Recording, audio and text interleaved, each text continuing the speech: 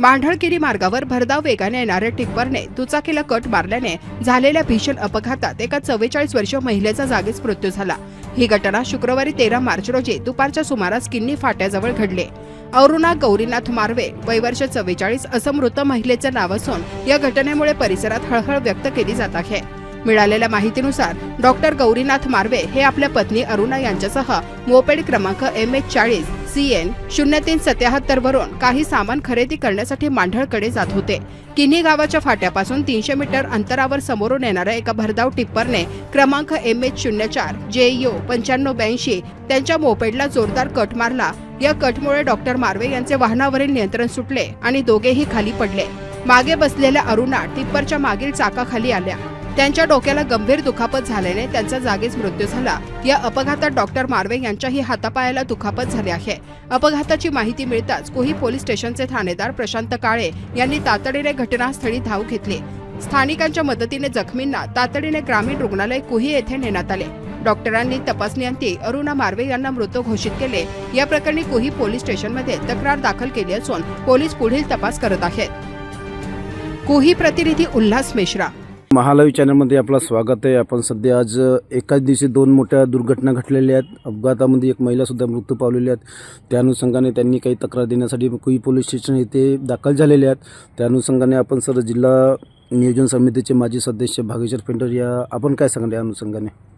एक 3:30-3:30 दरम्यानमध्ये एक डॉक्टर गौरीशंकर मार्वे पत्नीला घेऊन मांढळला येत होते आणि तो रस्त्याची हालत कुजबा ते किन्ही फाट्यापर्यंत इतकी भयानक हालत खराब झाली आहे। आणि तिथून एक ट्रक जात असताना एक समोरून हे येत होते आमोरासमोर रस्ता तिथं खड्डे असल्यामुळे त्यांच्या त्या ट्रकला काहीतरी कट लागली असावी किंवा त्याच्यात त्या महिलेचा ट्रक समोर पडली आणि धक्क्याने आणि त्या जागेवरच तिचा मृत्यू झाला। ही एक खूप एक दुर्घटना म्हणावी आणि प्रशासनाला अजूनपर्यंत या विषयाची जाग आलेली नाही। कारण तो MDR 31 नंबरचा रोड आहे। किन्ही आपला मांढळ किन्ही फाटा ते कुजबा रोड हा या रोडसाठी जवळपास 60 लाख रुपये ते गड्डे पॅचेस बुजवण्याकरता प्रशासनाने कोणीतरी कॉन्ट्रॅक्टर आहे कन्स्ट्रक्शन कंपनी आहे त्या कंपनीला हे मंजूर झाले आहेत।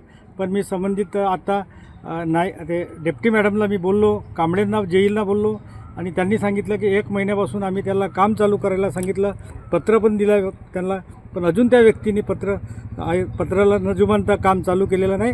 आणखी किती लोकांचे जीव तुम्ही घेणारा माझा प्रश्न आहे प्रशासनाला आणि सार्वजनिक बांधकाम विभागाला पण, कारण याच्यानंतर पण अशा दुर्घटना व्हायला नको आणि तातडीने संबंधित जो कॉन्ट्रॅक्टर आहे त्याच्यावरती पण या मनुष्यवधाचा गुन्हा दाखल व्हायला पाहिजे।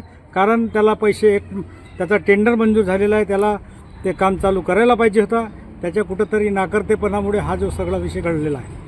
सरपंच साहेब आपण काय सांगणार जे दुर्घटना घडली? माहितीनुसार माहिती काढली तर डेप्टी आणि जेईंना विचारणा करण्यात आलेली आहे की रोडचा म्हणजे वारंवार त्या रोडनं अपघात होत असतात आणि त्यांनी डेप्टीने सांगितले की तो रोड एक मंजूर झालेला आहे, 1 महिन्याच्या आधी टेंडर झालेला आहे। तर माझं म्हणणं प्रशासनाला हेच आहे की त्यांनी जरी या अवघ्या 4 दिवसामध्ये काम चालू नाही केला तर त्यांना ब्लॅकलिस्टमध्ये टाकून यांचा जो जीवितहानी झाला आहे त्यांचा म्हणजे भूदंड किंवा भरपावती त्यांच्याकडून वसूल करण्यात यावी। सर काय सांगा आपण? प्रशासनाचे दुर्लक्ष असल्यामुळे याच रोडवरती ॲक्सिडेंट झाले, रोडवरती खड्डे मोठमोठे होऊन प्रशासन लक्ष देत नाही आहे। काम टेंडर होऊन 60 लाख रुपयाचं काम होऊन अजूनही काम सुरू झालेलं नाही आहे। तर याचा गुन्हा वाहन चालकावर नाही तर कॉन्ट्रॅक्टर कंपनीवरती करण्यात यावा अशी आमची साहेब, भरधाव वेगाने जे ट्रक जातात त्यांना कुठंतरी तिथं ब्रेक करायला पाहिजे आणि नाही ब्रेक करता त्यांना इंटिमेशन पाहिजे। असे गुंड मावाल्यासारखे एवढ्या स्पीडनं ट्रक घेऊन जातात मेन चौकातून बसस्टँडच्या हदण्याची, कुठंतरी तिथेही अपघात होणार आहे। आम्ही जेव्हा कुईला आलो तर मला कळलं की मांढळला पण सदावती डॉक्टर यांच्या दवाखान्याकाठी आमचेच काका निरगुळकर परिवारापैकी त्यांचा सुद्धा एक ॲक्सिडेंट झाला। काय नाव त्यांचं? नाव उमेश्वरजी निरगुळकर त्यांचा सुद्धा एक ॲक्सिडेंट झाला, त्यांचा पाय फ्रॅक्चर झाला म्हणून कळलं आणि ते भरधाव धावामुळेच होत असतात।